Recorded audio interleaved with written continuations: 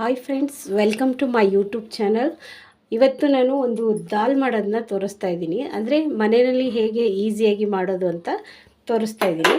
ಅದಕ್ಕೆ ಏನೇನು ಇಂಗ್ರೀಡಿಯೆಂಟ್ಸ್ ಬೇಕಂತ ಅಂದರೆ ನಾನೇನು ರೆಡಿ ಮಾಡ್ಕೊಂಡಿದ್ದೀನಿ ಅದನ್ನು ಮಾತ್ರ ತೋರಿಸ್ತೀನಿ ಫ್ರೆಂಡ್ಸ್. ಒಬ್ಬೊಬ್ಬರು ಒಂದೊಂದು ಥರ ಮಾಡ್ತಾರೆ. ಇದು ಬೇಳೆನ ಕೂಗಿಸ್ಕೊಂಡು ಇಟ್ಕೊಂಡಿದ್ದೀನಿ. ಅಂದರೆ ಕುಕ್ಕರಲ್ಲಿ ಸ್ವಲ್ಪ 2 ಕೂಗಿಸ್ಕೊಂಡಿದ್ದೀನಿ. ಸ್ವಲ್ಪ ಬೇಳೆ ಥರ ಇರಬೇಕು ನಮ್ಮ ಮನೇಲಿ. ಹಾಗಾಗಿ ಫುಲ್ಲು ದಾಲ್ ಥರ ಮಾಡೋದಾದ್ರೂ ನೀವು ಮಾಡ್ಕೋಬೋದು. ಈಗ ಇದನ್ನೇ 2 ಕೂಗಿಸಿದ್ದೀನಿ. ಇದಕ್ಕೆ ನೆಕ್ಸ್ಟ್ ಏನೇನು ಬೇಕು ಅಂತ ತೋರಿಸ್ತೀನಿ. ಫಸ್ಟಿಗೆ ಸಾಸಿವೆ ಮತ್ತು ಜೀರಿಗೆ, ಅದನ್ನು ನೆಕ್ಸ್ಟು ಸ್ವಲ್ಪ ನೋಡಿ ಟೊಮೆಟೊ, ಕೊತ್ತಂಬರಿ, ಕರಿಬೇವು, ಅರಿಶಿಣದ ಪುಡಿ, ಬೆಳ್ಳುಳ್ಳಿ, ಸ್ವಲ್ಪ ಸ್ಪೈಸಿಗೋಸ್ಕರ ಇದು ಹಸಿಮೆಣ್ಸಿನ್ಕಾಯಿ ತೊಗೊಂಡಿದ್ದೀನಿ, ಮತ್ತು ಸ್ವಲ್ಪ ಸಾಂಬಾರು ಪುಡಿನ ಆ್ಯಡ್ ಮಾಡ್ಕೊತೀನಿ. ಹೇಗೆ ಮಾಡೋದು ಅಂತ ತೋರಿಸ್ತೀನಿ ಫ್ರೆಂಡ್ಸ್. ಫಸ್ಟಿಗೆ ನಾನು ಗ್ಯಾಸ್ನ ಆನ್ ಇಟ್ಕೊಂಡಿದ್ದೀನಿ. ಇದು ಸ್ವಲ್ಪ ಬಿಸಿ ಆಗಬೇಕಲ್ಲ, ಇವಾಗ ಆನ್ ಮಾಡಿದ್ದೀನಿ. ಸ್ವಲ್ಪ ಬಿಸಿ ಆಗೋ ಥರ ನೋಡ್ಕೊಳ್ಳೋಣ. ನಾನು ಇದಕ್ಕೆ ಒಂದು ಸ್ವಲ್ಪ ತುಪ್ಪ ಹಾಕ್ಕೊಂಡಿದ್ದೀನಿ, ಸ್ವಲ್ಪ ಎಣ್ಣೆನ ಹಾಕ್ಕೊಳ್ತಾ ಇದ್ದೀನಿ. ಇದು ಟೊಮೆಟೊ ಮತ್ತು ಹಸಿಮೆಣ್ಸಿನ್ಕಾಯಿ ಫ್ರೈ ಆಗೋ ಥರ ಮತ್ತು ಎಷ್ಟು ಬೇಕು ಅಂತ ನೋಡಿಕೊಂಡು ಹಾಕ್ಕೋಬೇಕು.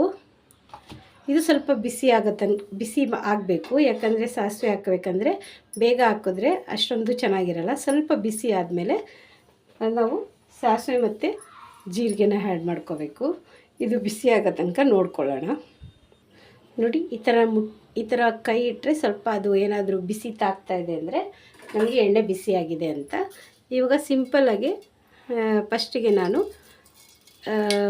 ಸಾಸಿವೆನ ಹಾಕ್ಕೊಳ್ತಾ ಇದ್ದೀನಿ. ನೋಡಿ, ಈಸಿಯಾಗಿ ಫಾಸ್ಟಾಗಿ ಮಾಡುವಂಥ ರೆಸಿಪಿ ಇದು. ಎಷ್ಟು ಬೇಕು ಅಷ್ಟು ಹಾಕ್ಕೊಳ್ಳಿ. ಇವಾಗ ಸಾಸಿವೆ ಸಿಡಿತಾ ಇದೆ, ಸ್ವಲ್ಪ ಸಿಡಿಬೇಕು. ಸಿಡಿಯುವಾಗ ಒಂದು ನಿಮಗೆ ನಾನು ಕೈ ಅಳತೆಯಲ್ಲಿ ಹಾಕ್ತೀನಿ, ಇಲ್ಲಾಂದರೆ ನೀವು ಸ್ಪೂನಲ್ಲಿ ಕೂಡ ಹಾಕ್ಕೋಬೋದು. ಅರ್ಧ ಸ್ಪೂನ್ ಜೀರಿಗೆನ ಅಥವಾ 1/4 ಸ್ಪೂನ್, ನಾನು ಇದಕ್ಕೆ 1/4 ಸ್ಪೂನು ಜೀರಿಗೆನ ಹಾಕ್ಕೊಳ್ತಾ ಇದ್ದೀನಿ. ಸ್ವಲ್ಪ 2 ಸಿಡಿತಾ ಇದೆ ಅಂದಾಗ ನಾನು ಬೆಳ್ಳುಳ್ಳಿನ ಹಾಕ್ಕೊಳ್ತಾ ಇದ್ದೀನಿ. ನೋಡಿ, 1 ಬೆಳ್ಳುಳ್ಳಿನ ಹಾಕ್ಕೊಳ್ತಾ ಇದ್ದೀನಿ. ಇವಾಗ ಸ್ವಲ್ಪ ಇದನ್ನು ಬಿಸಿ ಮಾಡಬೇಕು. ಸ್ವಲ್ಪ ಬೆಳ್ಳುಳ್ಳಿ ಕಲರ್ ಚೇಂಜ್ ಆಗಬೇಕು. ನನ್ನ ಚಾನಲಲ್ಲಿ ಕಟ್ಟಿಂಗು, ಸ್ಟಿಚಿಂಗು ಮತ್ತು ಟ್ರಾವೆಲಿಂಗು, ಕುಕ್ಕಿಂಗು ಎಲ್ಲ ಥರದ ವೀಡಿಯೋಗಳು ಬರುತ್ತೆ ಫ್ರೆಂಡ್ಸ್. ಎಲ್ಲರೂ ವಿಡಿಯೋ ನೋಡಿ ನಿಮಗೆ ಇದು ಈಸಿ ಅನಿಸಿದ್ರೆ, ಅಂದರೆ ಈ ಸಾಂಬಾರು ಮಾಡೋದು ಈಸಿ ಅನಿಸಿದ್ರೆ ನನಗೆ ಕಮೆಂಟ್ ಮಾಡಿ ಫ್ರೆಂಡ್ಸ್. ಫಾಸ್ಟಾಗಿ ಯಾರಾದರೂ ಬಂದರೆ ನೆಂಟರು ಅಥವಾ ನಮಗೆ ಫಾಸ್ಟಾಗಿ ಬೇಕು ಅಂದಾಗ ಈ ಥರದನ್ನು ಮಾಡ್ಕೋಬೇಕು.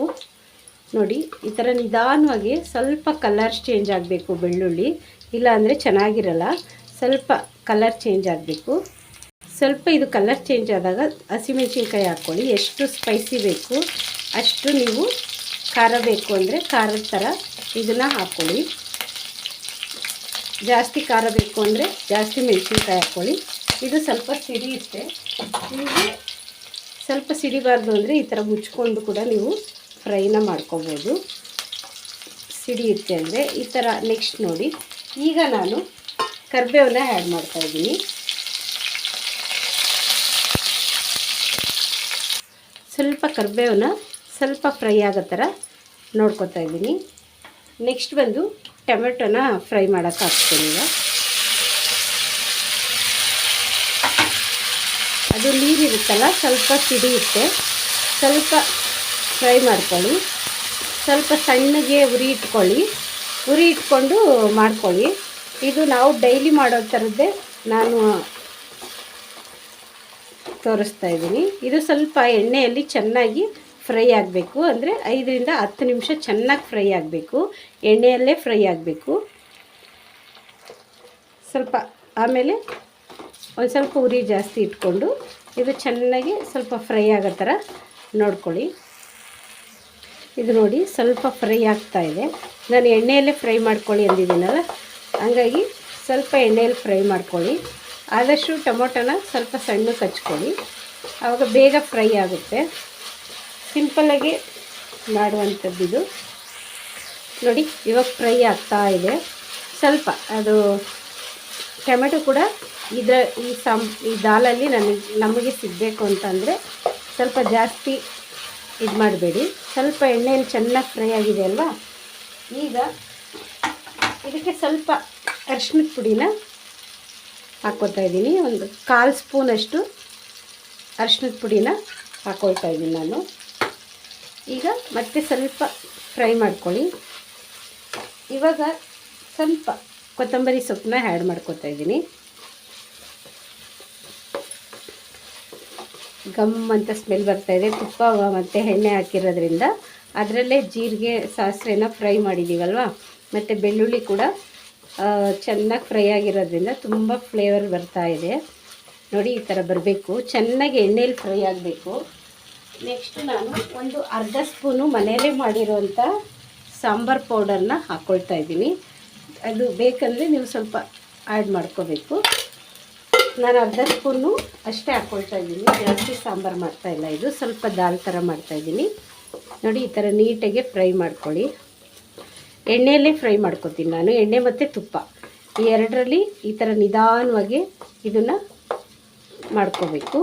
ನಿಮಗೇನಾದರೂ ಟೊಮೆಟೊ ಇನ್ನೂ ಸ್ಮ್ಯಾಚ್ ಅಂದರೆ ನೀಟಾಗಿ ಆಗಬೇಕು ಅಂತ ಹೇಳಿದ್ರೆ ನೀಟಾಗಿ ಈ ಥರ ಫ್ರೈ ಮಾಡ್ಕೊಳ್ಳಿ ಚೆನ್ನಾಗಿ. ಇದನ್ನು ನೀವು ಬೇಕಾದರೆ ಮನೇಲಿ ಟ್ರೈ ಮಾಡಿ ನನಗೆ ಕಮೆಂಟ್ ಮಾಡಿ ಚೆನ್ನಾಗಿದೆಯಾ ಇಲ್ವಾ ಅಂತೇಳಿ.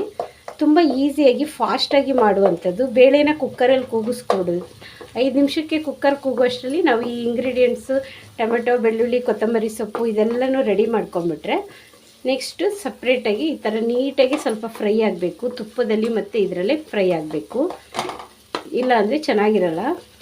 ಅಷ್ಟೇ ಹೇಳ್ತಾ ಇದ್ದೀನಿ. ತುಪ್ಪ ಮತ್ತು ಎಣ್ಣೆಯಲ್ಲಿ ಚೆನ್ನಾಗಿ ಎಲ್ಲನೂ ಈ ಥರ ಫ್ರೈ ಮಾಡ್ಕೊಂಡಾದಮೇಲೆ ನಾವು ಏನು ಕುಕ್ಕರಲ್ಲಿ ಕೂಗಿಸ್ಕೊಂಡಿದ್ದೀವಲ್ಲ ದಾಲು, ಇದನ್ನು ಆ್ಯಡ್ ಮಾಡ್ಕೋಬೇಕು. ನೋಡಿ, ಈ ಥರ ನೀಟಾಗಿ ಕಲಿಸ್ಕೊಳ್ಳಿ. ಸ್ವಲ್ಪ ಉರಿನ ಈಗ ಜಾಸ್ತಿ ಮಾಡ್ಕೊಳ್ಳಿ. ಈಗ ನಿಮಗೆ ಎಷ್ಟು ಗಟ್ಟಿ ಬೇಕು ಅಂತ ಈ ಥರ ನೋಡ್ಕೊಳ್ಳಿ. ಸ್ವಲ್ಪ ನೀರಿದೆ ಇದು, ಇವಾಗ ಸ್ವಲ್ಪ ಬಾಯ್ಲ್ ಆದರೆ ಇದು ಗಟ್ಟಿ ಬರುತ್ತೆ. ನೋಡಿ, ಈ ಥರ ನೀಟಾಗಿ ಈಗ ಬೇಳೆನೂ ಬೆಂದಿದೆ, ಎಣ್ಣೆಯಲ್ಲಿ ಎಲ್ಲ ಫ್ರೈ ಆಗಿರೋದ್ರಿಂದ ನಮಗೆ 5 ನಿಮಿಷ ಸಾಕು. ಇವಾಗ ಉಪ್ಪು ಹಾಕ್ಕೋಬೇಕು. ಮೇನ್ ಇಂಗ್ರೀಡಿಯೆಂಟ್ಸ್ ಏನಂದರೆ ಉಪ್ಪು ಹಾಕ್ಕೋಬೇಕು. ರುಚಿಗೆ ತಕ್ಕಷ್ಟು ಉಪ್ಪು ಬೇಕೇ ಬೇಕು. ನೋಡ್ಕೊಳ್ಳಿ, ಈ ಥರ ರುಚಿಗೆ ತಕ್ಕಷ್ಟು ಉಪ್ಪನ್ನ ಹಾಕ್ಕೊಳ್ಳಿ. ಎಷ್ಟು ಇದಿದೆ ಬೇಳೆ ದಾಲ್ ಇದೆ ಅನ್ನೋದನ್ನು ನೀವು ನೋಡ್ಕೋಬೇಕು. ನೋಡಿಕೊಂಡು ಈ ಥರ ನೋಡಿ ಕಲರ್ಫುಲ್ಲಾಗಿದೆ. ಇವಾಗ ಸ್ವಲ್ಪ ನಾನು ಮೇಲೆ ಕೊತ್ತಂಬರಿ ಸೊಪ್ಪನ್ನ ಆ್ಯಡ್ ಮಾಡ್ತಾಯಿದ್ದೀನಿ. ಜಾಸ್ತಿ ಆ್ಯಡ್ ಮಾಡೋಕ್ಕೆ ಹೋಗಬೇಡಿ, ಸ್ವಲ್ಪ ಫಸ್ಟೇ ಹಾಕ್ಕೊಂಡಿರ್ತೀವಲ್ಲ ಸ್ವಲ್ಪ ಹಾಕ್ಕೊಂಡಿದ್ದೀನಿ. ಇದು ತಿಳಿ ಸಾರು ಥರ ಬೇಕು ಅಂದರೆ ಸ್ವಲ್ಪ ನೀರನ್ನ ಹಾಕ್ಕೊಳ್ಳಿ. ದಾಲ್ ಥರ ಬೇಕು ಅಂದರೆ ಸ್ವಲ್ಪ ನೀರನ್ನ ಕಮ್ಮಿ ಹಾಕ್ಕೊಳ್ಳಿ. ಇವಾಗ 5 ನಿಮಿಷ ಬಿಡೋಣ ಕುದಿಯೋಕ್ಕೆ. ನೋಡಿ, ಇದು 4 ರಿಂದ 5 ನಿಮಿಷ ಬಿಟ್ಟಾಗ ಈ ಥರ ಕುದಿ ಬರ್ತಾ ಇರುತ್ತೆ. ಈ ಕುದಿ ಬರುವಾಗ ಸ್ವಲ್ಪ ಈ ಥರ ಮಾಡಿ ನೀವು ಟೇಸ್ಟ್ ನೋಡೋದಾದರೆ ಉಪ್ಪು ಎಲ್ಲ ಸ್ವಲ್ಪ ಇದು ಕರೆಕ್ಟಾಗಿದೆಯಾ ಅಂತ ನೋಡಿ. ಇವಾಗ ಇದು ನಾವು ಈ ಕ್ವಾಂಟಿಟಿಗೆ ನಾವು ಹಾಕಿರೋದು ಕರೆಕ್ಟಾಗಿರುತ್ತೆ. ನೋಡಿ, ಈ ಥರ ಇರುತ್ತೆ ನಮಗೆ ದಾಲ್. ಈಸಿಯಾಗಿ ಫಾಸ್ಟಾಗಿ ಮಾಡ್ಕೊಳ್ಳುವಂಥ ಸಿಂಪಲ್ಲಾಗಿರುವಂಥ ದಾಲು. ಈ ವಿಡಿಯೋ ನಿಮಗೆ ಇಷ್ಟ ಆದರೆ ಲೈಕ್ ಮಾಡಿ, ಶೇರ್ ಮಾಡಿ ಮತ್ತು ಕಮೆಂಟ್ ಮಾಡಿ ಫ್ರೆಂಡ್ಸ್. ಇವಾಗ ಇದನ್ನು ಆಫ್ ಮಾಡ್ತಾಯಿದ್ದೀನಿ. ಇವಾಗ ನಾವು ಕೊತ್ತಂಬರಿ ಎಲ್ಲ ಆ್ಯಡ್ ಮಾಡಿರೋದ್ರಿಂದ ಕರಿಬೇವು, ಕೊತ್ತಂಬರಿ, ಟೊಮೆಟೊ ಕಲರ್ ಎಲ್ಲ ತುಂಬ ಚೆನ್ನಾಗಿ ಬಂದಿದೆ. ನೋಡಿ, ನಿಮಗೆ ಈ ಮನೇಲಿ ಒಂದ್ಸರಿ ಟ್ರೈ ಮಾಡಿ ಕಮೆಂಟ್ ಮಾಡಿ ಫ್ರೆಂಡ್ಸ್. Thank you.